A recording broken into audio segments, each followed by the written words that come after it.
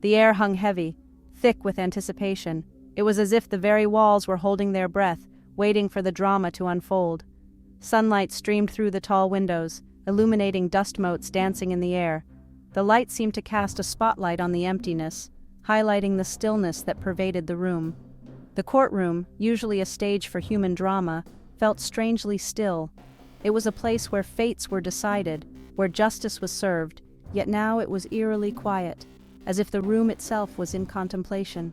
Rows of polished wooden benches sat empty, awaiting the day's proceedings. Each bench had its own story, its own history of those who had sat there, waiting for their moment in the spotlight. At the front, the judge's bench loomed, a symbol of authority and justice. It stood as a silent sentinel, a reminder of the power and responsibility that came with the gavel. A lone court officer stood by the heavy doors, his gaze distant. He was a guardian of the law, yet even he seemed to be caught in the web of anticipation that filled the room. He too seemed to feel the weight of the impending case. His posture was tense, his eyes reflecting the gravity of the situation that was about to unfold. The clock on the wall ticked with agonizing slowness, each tick a hammer blow on the anvil of suspense. Time seemed to stretch, each second a reminder of the momentous events that were about to take place. The silence was broken only by the occasional creak of the building, a reminder of its age and the countless stories it held. The creaks were like whispers from the past, echoing the many trials and tribulations that had taken place within these walls. Today, it prepared to witness another. The room was ready, the stage set for another chapter in its long history. The anticipation was palpable, a silent promise of the drama that was about to unfold. Slowly, the heavy doors creaked open, and people began to file in. Lawyers, journalists, and spectators took their places, each adding to the charged atmosphere. Lawyers shuffled papers and whispered in hushed tones, their faces etched with concentration. They were the gladiators of this arena, preparing for the battle of wits that lay ahead. Journalists set up their cameras and scribbled notes, eager to capture every moment of the unfolding drama. Their presence added a layer of urgency, a reminder that the world was watching. Spectators filled the benches, their whispers a soft murmur that added to the tension. They were here to witness history, to see justice in action, and their anticipation was almost tangible. The judge's gavel lay on the bench, a small but powerful symbol of the authority that would soon be exercised. It was a reminder that in this room words had the power to change lives. The room was now filled, the air thick with anticipation. Every eye was on the judge's bench, every ear straining to catch the first words that would signal the start of the proceedings. The stage was set, and the drama was about to begin. The intricate architecture of the courtroom ceiling, with its ornate details and historic charm, added to the gravity of the moment. It was a reminder of the long tradition of justice that this room upheld. The polished wooden floor reflected the light, creating a sense of depth and history. Each step taken on this floor carried the weight of countless footsteps that had come before. The stained glass windows filtered the sunlight, casting colorful patterns on the walls. It was as if the room itself was adorned with the stories of the past, each color a testament to the trials and triumphs witnessed here. A hand gripped the door handle, the anticipation evident in the tightness of the grip. It was a moment of transition, the threshold between the outside world and the solemnity of the courtroom. The flag in the corner of the room stood tall, a symbol of the justice system and the ideals it represented. It was a silent witness to the proceedings, a reminder of the principles that guided the actions within these walls. The microphone on the judge's bench stood ready, a tool for amplifying the voices that would soon speak. It was a conduit for the words that would shape the outcome of the trial, a bridge between silence and sound. A courtroom sketch artist prepared their sketch pad, their eyes reflecting the anticipation of capturing the unfolding drama. Their hands were poised, ready to translate the tension and emotion of the room into art. The courtroom stenographer's hands hovered over the keyboard, ready to transcribe every word spoken. Their posture was one of readiness, a silent promise to capture the truth as it was revealed. The security camera's lens focused on the room, its gaze unblinking. It was a silent observer, recording every moment for posterity, a testament to the transparency and accountability of the justice system. the heavy doors finally closed with a soft thud, sealing the room in a cocoon of anticipation. The outside world was shut out, and all attention was now focused on the proceedings within. The faces of the audience members were a tapestry of emotions, curiosity, anxiety, and a palpable sense of anticipation. They were here to witness a moment in history, to see justice in action. The lights in the courtroom illuminated the space, casting a bright glow that seemed to heighten the sense of anticipation. It was as if the room itself was holding its breath, waiting for the drama to begin. Judge Eleanor Vance was known for her composure. Her sharp mind and unwavering commitment to justice had earned her the respect of colleagues and citizens alike. She moved through the legal world with an air of quiet confidence, her decisions delivered with a blend of wisdom and authority. But beneath the surface, a deep well of sorrow lay hidden. Years ago, tragedy had struck, snatching away her young daughter, Lily. The pain, though dulled by time, still lingered, a constant ache in her heart. Lily's absence was a void that nothing could fill, a constant reminder of what she had lost. Yet, Judge Vance carried on, seeking solace in her work, her dedication to justice a testament to the memory of her beloved child. As she entered the courtroom, her presence commanded respect. The room would fall silent, all eyes turning to her with a mix of admiration and reverence. Her reputation as a fair and decisive judge preceded her, and her demeanor was one of calm authority, instilling confidence in those who sought justice. Eleanor Vance graduated top of her class from Harvard Law School and quickly made a name for herself as a formidable prosecutor. One of her most notable cases was the trial of a corrupt city official, where her meticulous attention to detail and unwavering pursuit of the truth led to a landmark conviction. Her career was marked by numerous accolades and a deep commitment to serving her community, both inside and outside the courtroom. Through it all, Judge Vance remained dedicated to her role, her work ethic and integrity, serving as an inspiration to many in the legal profession. The case before her today was a complex one, steeped in a history that echoed through the halls of justice. A young man, barely out of his teens, stood accused of theft, but this was no ordinary case. The evidence was circumstantial, the details murky, and the shadows of the past loomed large. Judge Vance had pored over the files, her brow furrowed in concentration, aware of the case's historical weight. Something about the case troubled her, a nagging sense of familiarity that she couldn't quite place, as if she had seen it all before. The whispers of the past were not just metaphorical, they were real, documented in old newspaper clippings and historical records. This courtroom had seen its share of notable events, from high-profile trials to mysterious disappearances, each leaving an indelible mark on its history. The whispers started as the courtroom doors swung open, a reminder of the case's significance. The defendant, escorted by two burly bailiffs, shuffled towards the defense table, his presence a stark reminder of past injustices. He kept his head down, his face obscured by a mop of unruly hair, much like the figures in the old stories.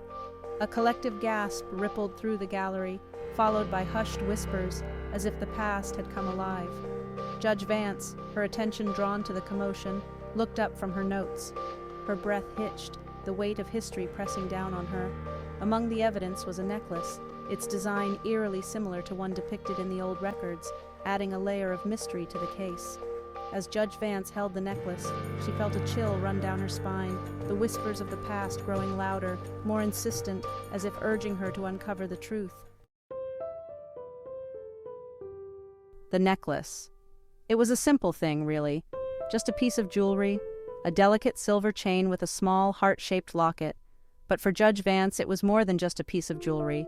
It was a symbol of love, a connection that transcended time and space. For Judge Vance, the necklace held memories that were irreplaceable.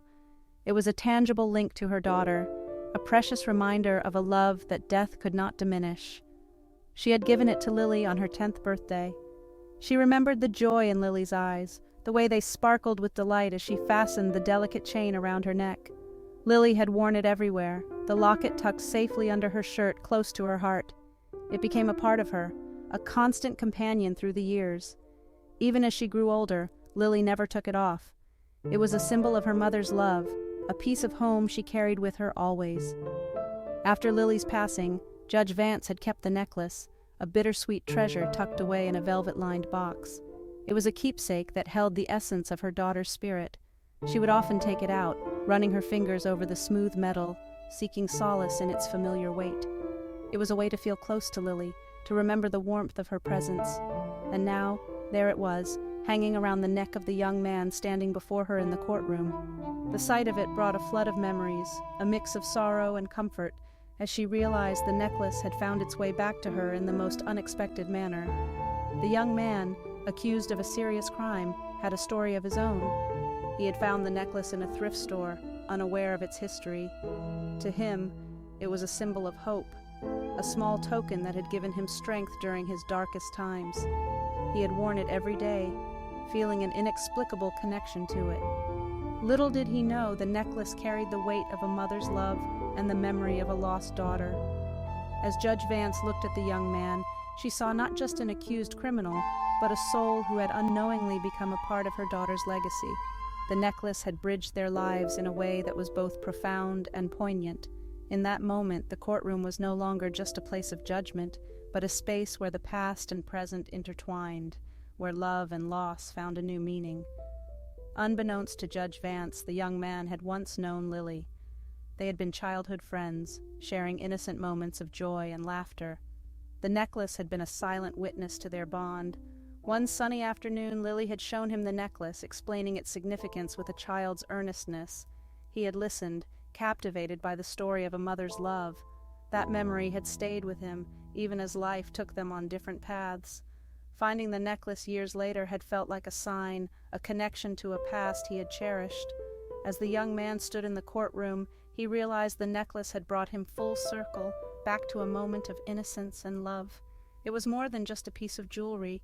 It was a bridge between hearts, a testament to the enduring power of love and memory. Section 5. The accused stands tall. The defendant, a young man named Daniel, finally lifted his head, his gaze meeting Judge Vance's.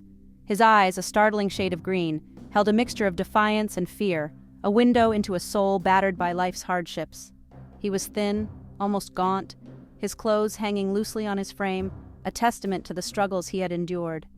Life had clearly not been easy on him, each wrinkle and scar telling a story of survival. Daniel had grown up in a rough neighborhood where every day was a battle for survival. His childhood was marked by adversity, shaping him into the man he was today. The events leading up to the trial were a whirlwind. Daniel had been arrested for a crime he claimed he didn't commit, a robbery gone wrong. As he stood there, Daniel couldn't help but reflect on his life. He thought about the choices he had made, the paths he had taken, and the moments that had led him to this very courtroom. His gaze darted around the courtroom, taking in the stern faces of the jury, the curious stares of the spectators, and the weight of their judgment. He seemed out of place, a lone wolf caught in a snare, the gravity of his situation pressing down on him.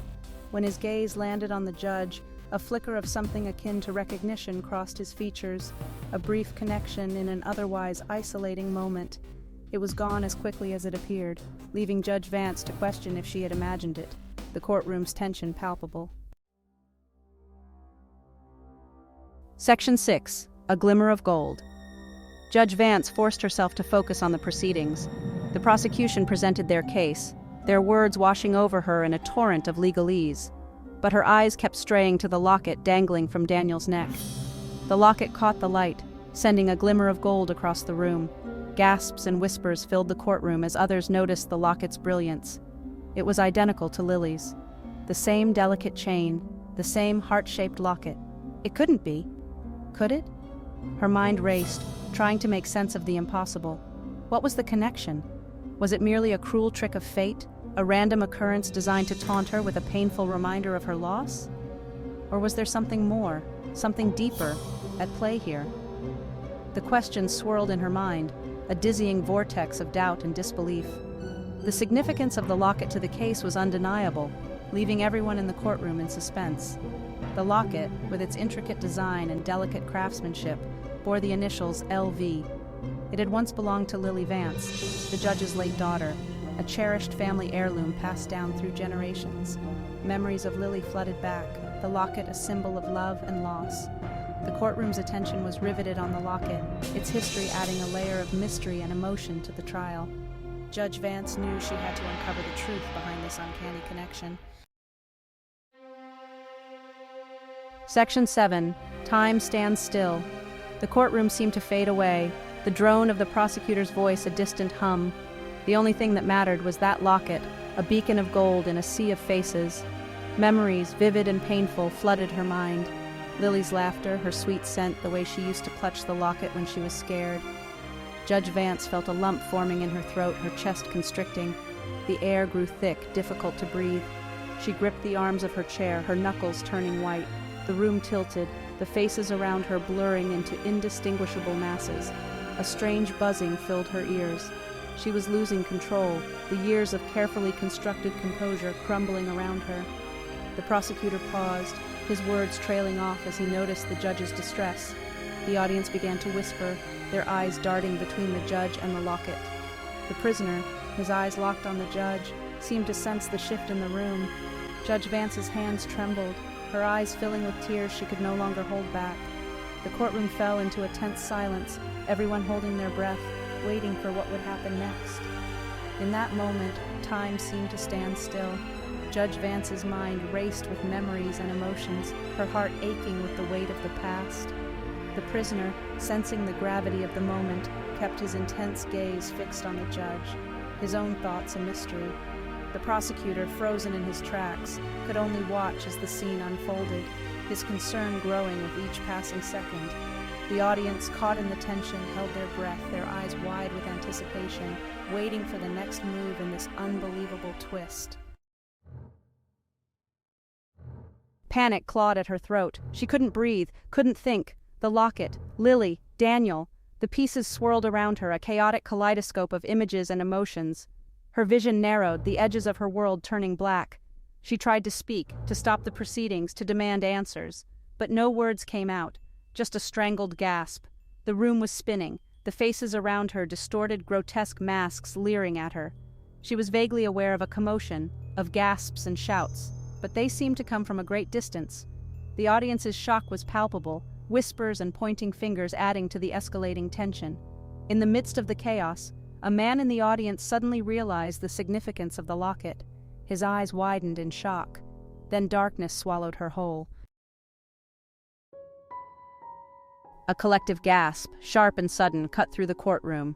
The sound of a gavel hitting wood, once, twice, echoed in the stunned silence.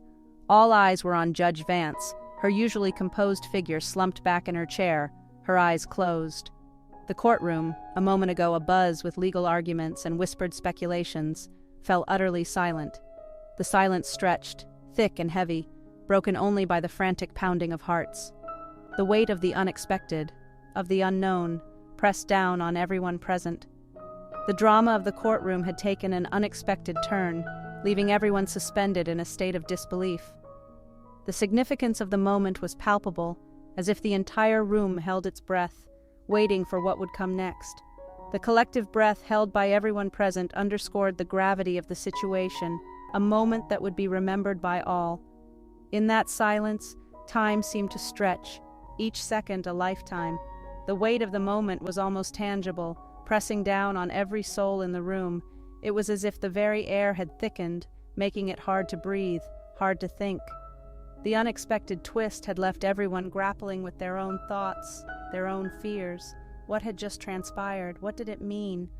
The hush that fell over the courtroom was not just a lack of sound, but a profound stillness, a collective holding of breath, as if the world itself had paused to witness this moment. The prosecutor, his carefully constructed argument forgotten, stared open-mouthed at the judge, his mind racing to comprehend the sudden turn of events. Jurors leaned forward in their seats, whispering frantically amongst themselves, their faces a mix of disbelief and curiosity. The court reporters, their fingers frozen over their stenography machines, looked up in alarm, unsure whether to continue recording or to join the growing commotion. Daniel, still shackled to his chair, watched the scene unfold with a mixture of confusion and fear, his heart pounding in his chest. His gaze darted from the unconscious judge to the locket clutched in his hand, his brow furrowed in thought. What had just happened? What did it all mean? His mind raced with questions, each more urgent than the last. A million questions raced through his mind, but there were no answers to be found in the chaos that engulfed the courtroom. The bailiff rushed to the judge's side while people stood up, their chairs scraping loudly against the floor. Lawyers scrambled to regain control, their voices rising above the din. Spectators gasped, some covering their mouths in shock, others whispering furiously to their neighbors, trying to make sense of the chaos. Medical personnel hurried into the courtroom, a stretcher in tow, as the judge lay motionless, adding to the pandemonium. Daniel's eyes darted around the room, desperate for answers, but finding only more questions in the frantic faces around him. Amidst the chaos, one of the defense attorneys took a deep breath, closing his eyes momentarily. In that brief moment of clarity, he realized the significance of the locket in Daniel's hand. With renewed purpose, he stood up, his voice cutting through the noise. "Everyone, please calm down. We need to understand what just happened here." Slowly, the courtroom began to quiet down, the frantic energy giving way to a tense silence as everyone turned their attention to the attorney, hoping for answers. The bailiffs, their initial shock giving way to trained response, sprang into action. Their movements were swift and precise, a testament to their rigorous training and experience in handling emergencies. One rushed to the judge's side, while the other moved to clear the courtroom.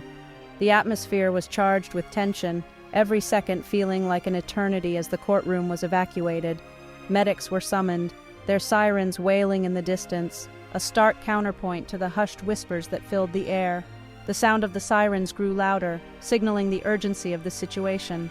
As Judge Vance was carefully lifted onto a stretcher, her hand, as if by instinct, reached for the locket dangling from Daniel's neck. The locket, a small but significant piece of jewelry, seemed to hold a world of memories and emotions. Their eyes met for a fleeting moment, a silent exchange passing between them. It was a moment that seemed to stretch on forever, filled with unspoken words and hidden meanings, a connection, recognition, or simply the desperate grasp of a woman clinging to a fleeting memory of her lost child. The questions hung in the air, unanswered and haunting. The answer for now remained elusive, lost in the unfolding drama of a courtroom turned upside down. The chaos and confusion only added to the sense of mystery and intrigue. Days later, Judge Vance returned to the courtroom, her demeanor calm but her eyes reflecting a newfound resolve. The case resumed, and the courtroom watched with bated breath as she delivered her verdict. Daniel was found not guilty, the evidence proving his innocence beyond a shadow of a doubt. The courtroom erupted in a mix of relief and disbelief, the tension finally giving way to a sense of closure. As the verdict was read, Judge Vance and Daniel shared another look, this time filled with mutual understanding and respect.